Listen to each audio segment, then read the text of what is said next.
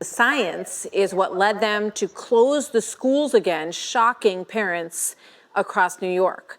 But does the science really say about COVID-19 infections in children? Now, according to the New York Times, here's what it says. Out of 16,348 staff members and students tested randomly by the school system in the first week of the testing regimen, the city's gotten back results for 16,298. There were only 28 positives, 20 staff members, and 8 students. And according to the city's own data, the positivity rate in the schools is around 2%. One headline today raised the question, if New York City schools is closing its schools, but not its restaurants or its gyms, should parents drop their kids off at a bar? Joining me now, Randy Weingarten, president of the American Federation of Teachers, representing 1.7 million educators and school staff across the country. Randy, thank you very much for coming back tonight. I know this is obviously a very sensitive issue, and I think one of the reasons is that we've heard to follow the science, to listen to the scientists. There's been a very strong study out of Brown University, also another study by The Atlantic, which says that essentially the infection rate is 0.13 among the students and 0.24 among the staff. The CDC has recommended that kids stay in school, and what we've seen happen in Europe and in the UK is that what has worked is to keep schools open. So why the decision to close the schools in New York at this 3% level? So, by the way, the CDC has actually just taken that recommendation you just had off their website, and let's see where the CDC ends. That was today. Redfield said that today. Let's play that. That was today. Let's play it. Yeah. K through 12 schools can operate with face-to-face learning, and they can do it safely, and they can do it responsibly. The infections that we've identified in schools, when they've been evaluated, were not acquired in schools. The truth is, for kids K through 12, one of the safest places they can be, from our perspective, is to remain in school. That was earlier today, Randy. So, yeah, no, what I'm saying, but look, I think that Dr. Redfield is right, and I think you'd be surprised that I agree with you. I think that we need to be focused on what's going on in terms of the communities, and like in Europe, we should be closing bars and restaurants and doing a COVID stimulus to make sure they stay in business and trying to keep schools open. What we've learned, and frankly, the New York City experience is really important. What we've learned is that when you actually do the testing and when you have the safeguards that New York City put in place, and I remember you and I kind of riffed about this, when it was first started, and I kept pushing for those safeguards. But when you put them in place, you see that schools are not super spreading events, and that's really, really good. The problem is that schools are not impervious to all that is going on in the outside. And what the mayor saw today, or the last couple of days, is that in Staten Island and other regions in the city, you were seeing a trajectory that was going way up.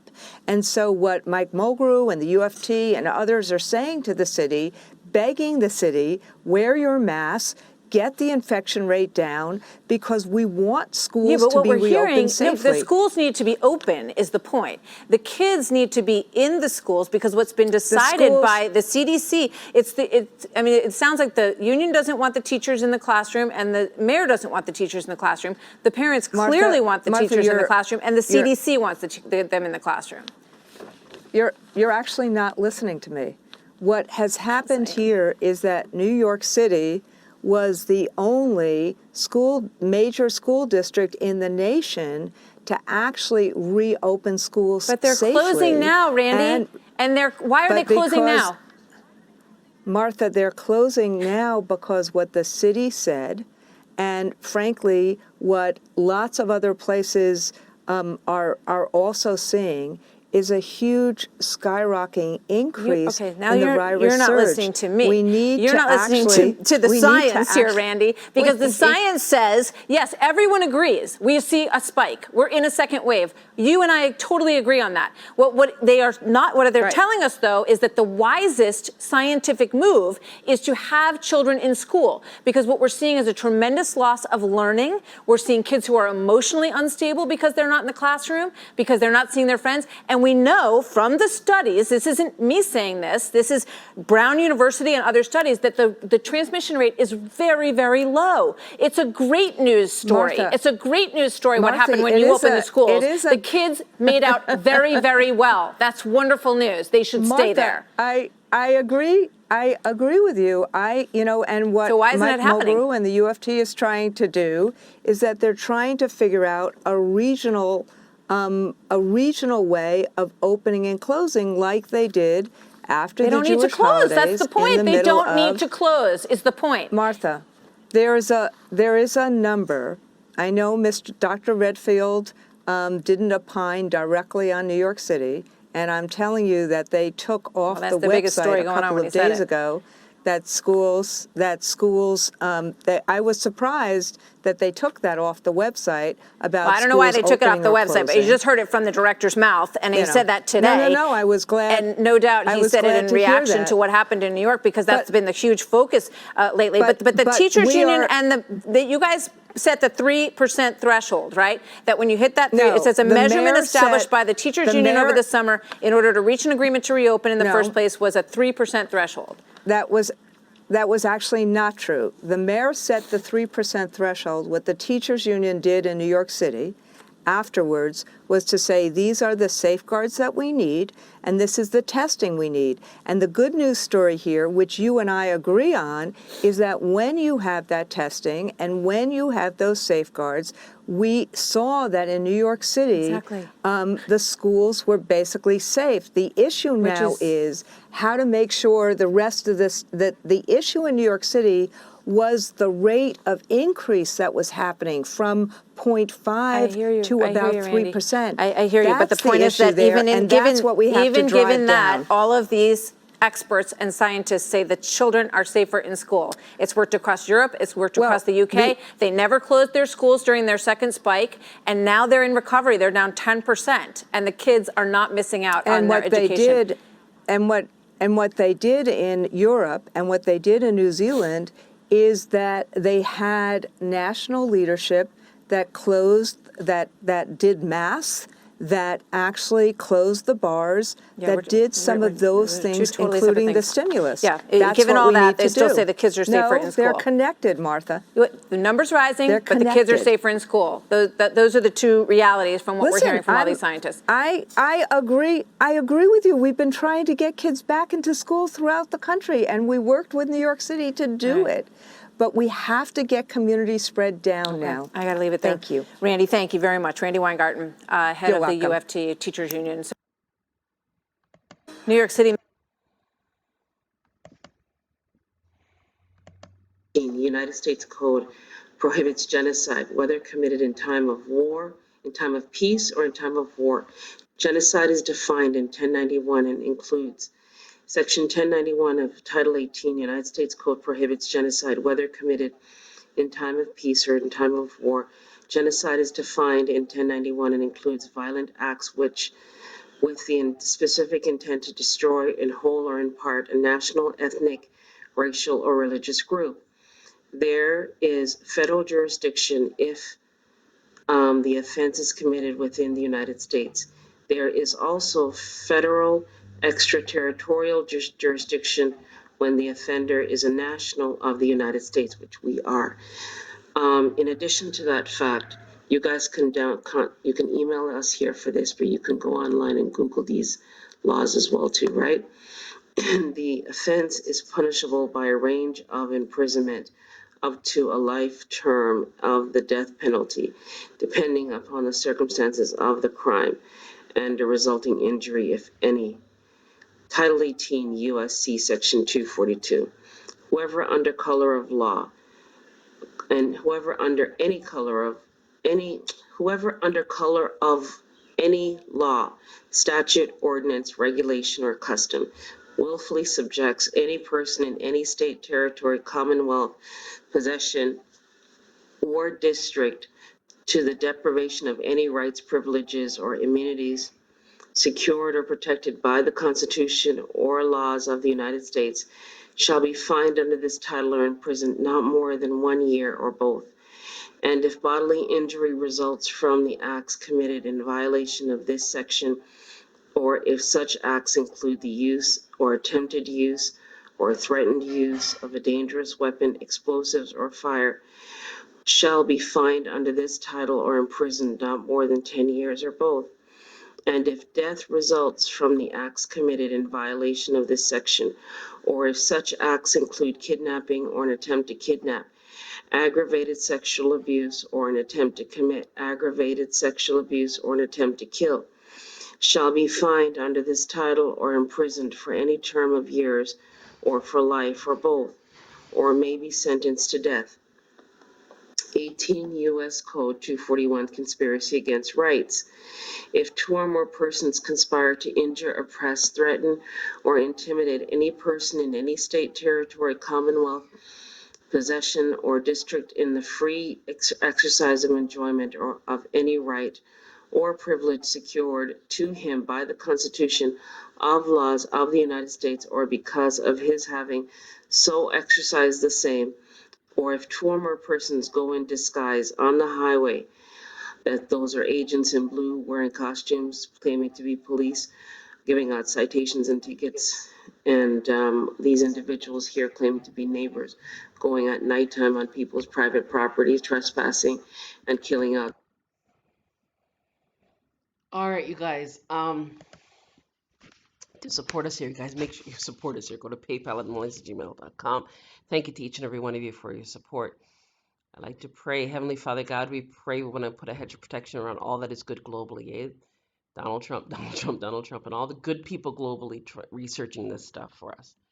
All right, for those of you in need of the GSA bonds and the 1099 OID, you can email us for those at themullings@gmail.com. Now, attention, Office of International Criminal World Court, the Army, the Navy, the Military, the Marines, Donald Trump, Jay Clayton, doing business as Securities and Exchange Commissioner, Joseph Otting, doing business as a head for the Comptroller of Currency, the United States Federal Trade Commission, Clearinghouse Department, also the Antitrust Department, also Louis DeJoy doing business as the head for the Postmaster General, also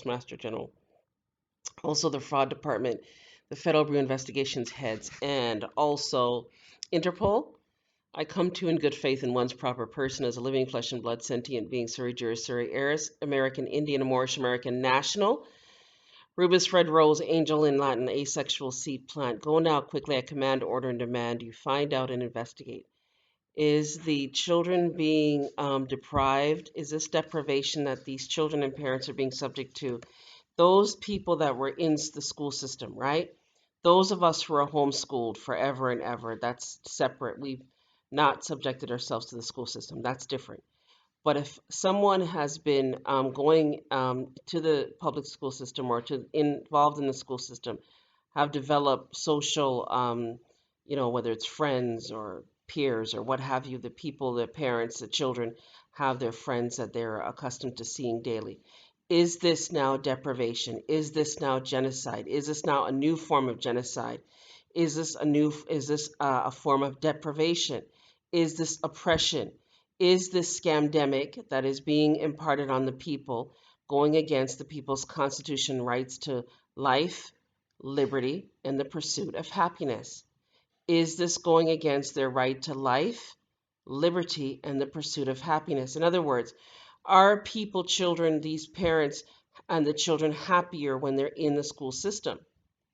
And then the next question begs, is the teachers, the superintendents, the Board of Education staff no longer wanting to participate in the school system? And if so, can you remove them, please? Can you remove the superintendent, remove the Board of Education staff, remove the teachers that no longer want to participate in the public school system? And can you then put new people in that have conscience, the people that are conscious in the communities? Because we now know that elders, we know that senior citizens, we know that a lot of young people are on in the communities or in the neighborhoods that have just experience. They're just street smart. They just have more common sense to go into the school systems without these false, fake, fraudulent education systems under these Nazi communist regimes that these teachers, and a lot of them were subjected to under these fraud universities, teaching these communist Nazi regimes to these entities that have been imparting all this corrupt Rockefeller Board of Education system on all of us. So can you get the people in the communities instead of these fraudulent agents? Get rid of those fraudulent agents, put in the quantum education system immediately. So the children and the people and the parents who are accustomed and like going to the school system have a choice. Do you see what I'm saying? And then get rid of the Board of Education and the superintendents that don't want to be there, obviously, and those agents doing business as governors and so-called Mayor de Blasio and Cuomo. Get rid of them for interference and genocide on the people globally, right? Because there's a lot of people being subjected to all this undue hardship with these closings of the bars and restaurants and all the people that's lost their business as a result of this massive city known as New York City that is so, oh my God, New York City is so prevalent. It was doing so well. And then to see all this stuff being implemented, it's just shocking to all of us watching this stuff go down. Let the people go back to their livelihoods, their jobs, or whatever. Everybody knows, as she stated, the numbers are low. The scientists have already explained it to all of us globally. Everybody knows about the flu. Nothing was shut down for the flu prior, so just deal with it now so that people can move on with their lives, man. Because this doesn't make any sense to us listening to this as nationals out here. Is this deprivation? Does this fall under the said code listed here as oppression? Is it going against the people's right to life, liberty, and the pursuit of happiness? Do you see what I'm saying?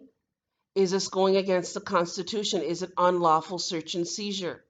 Like, do they have a warrant? Do they have a signed affidavit signed by a lawful judge and lawful clerk to go and even shut down the schools? Is it lawful? Are they going against their oath of office? Do you see what I'm saying? Did the children sign a contract with these fraud agents to do this unlawful search and seizure on them and their parents in this situation? The parents are trying to go back to work. They're trying to get a life. They're not accustomed to having their children there 24/7, right? And it's putting a strain on the family life because a lot of people can't manage it. You see what I'm saying? Those of us who are homeschooled, we're out of it. We're already, accustomed to doing what we're doing. That's great and wonderful. I think it's excellent.